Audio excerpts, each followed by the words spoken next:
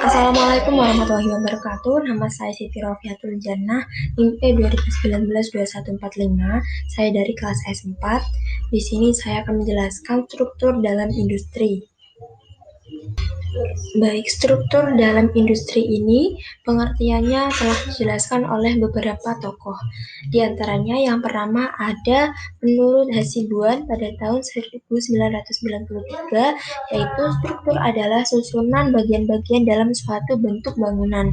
Kemudian menurut Win pada tahun 2000 mendefinisikan struktur sebagai struktur pasar dalam suatu industri yang mengindikasikan derajat persaingan dalam industri. Kemudian menurut Lizinski, struktur pasar dalam industri cenderung berubah secara perlahan-lahan, bahkan dapat dianggap tetap atau relatif permanen dalam jangka pendek. Yang kemudian ada menurut Clark pada tahun 2003, struktur dalam industri setidaknya terkait dengan 4 hal. Yang pertama ada konsentrasi, seberapa tinggi konsentrasi penjual. Yang kedua ada seberapa tinggi konsentrasi pembeli. Yang ketiga adalah seberapa tinggi tingkat diferensiasi produk. Kemudian yang keempat ada seberapa tinggi tingkat kesulitan perusahaan baru untuk masuk ke dalam suatu industri. Lanjut, kemudian ada konsepsi industri. Konsepsi konsentrasi industri ini jika membahas tentang konsentrasi industri akan mengarah pada bagaimana peran penjual. Kemudian Lipzinski ini membagi menjadi dua. Ada yaitu yang pertama konsentrasi industri, yaitu merefleksikan seberapa penting peran sejumlah perusahaan terbesar yang di situ perusahaan sekitar ada 4-8 perusahaan dalam suatu pasar industri. Kemudian ada yang kedua, konsentrasi agregat, yaitu merefleksikan seberapa penting peran sejumlah perusahaan terbesar bisa mencapai 50 perusahaan, 100 bahkan 200 perusahaan dalam perekonomian secara keseluruhan. Kajian konsentrasi agregat ini bisa penting untuk konsentrasi industri apabila mempertimbangkan beberapa pertimbangan. Yang pertama ada kecenderungan hubungan positif antara tingkat konsentrasi agregat dengan konsentrasi industri, di mana konsentrasi agregat yang tinggi di suatu wilayah cenderung diikuti oleh konsentrasi industri yang tinggi di wilayah tersebut. Kemudian yang kedua ada data terkait konsentrasi agregat menjadi sarana untuk memperoleh informasi terkait pentingnya perusahaan besar dengan tingkat diversifikasi tinggi yang kemudian tingkat teridentifikasi melalui indikator konsentrasi industri.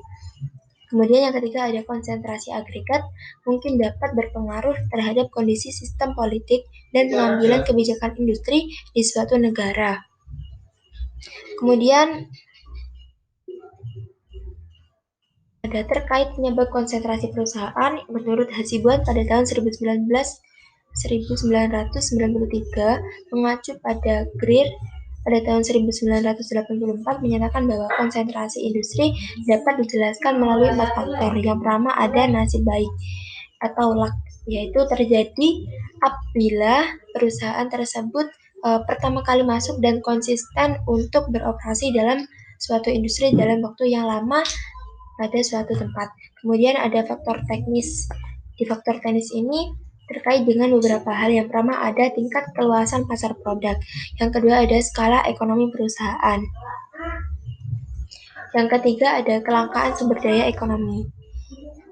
Yang keempat ada kemajuan teknologi. Dan yang kelima ada pertumbuhan pasar produk. Yang ketiga ada kebijakan dan regulasi pemerintah.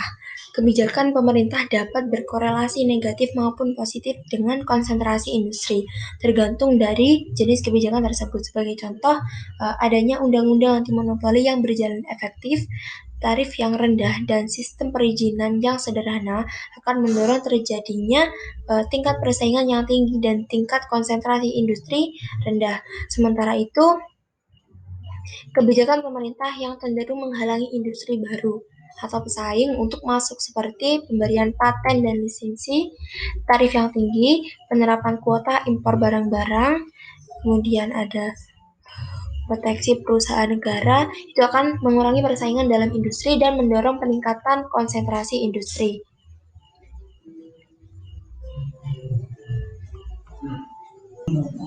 Selain ada kebijakan dan regulasi dan pemerintah, juga ada kebijakan dari perusahaan. Hal ini terkait dengan kebijakan perusahaan seperti merger, strategi diferensiasi produk, dan praktik-praktik bisnis yang sifatnya membatasi perusahaan baru untuk masuk pasar. Misalnya, ada suatu orang yang ingin masuk ke dalam industri tersebut, namun perusahaan akan menyeleksi orang tersebut untuk masuk ke dalam industri tersebut. Dalam artian harus memiliki suatu persyaratan yang bisa memenuhi kriteria untuk masuk ke dalam industri tersebut. Kemudian yang pertama ada cakupan untuk terjadinya diskretionari atau pengeluaran sunk cost. Yang pertama adalah ada exogenous sunk cost industri, di mana new entrants dalam industri ini memerlukan sejumlah fixed sunk cost yang nilainya dapat diperkirakan.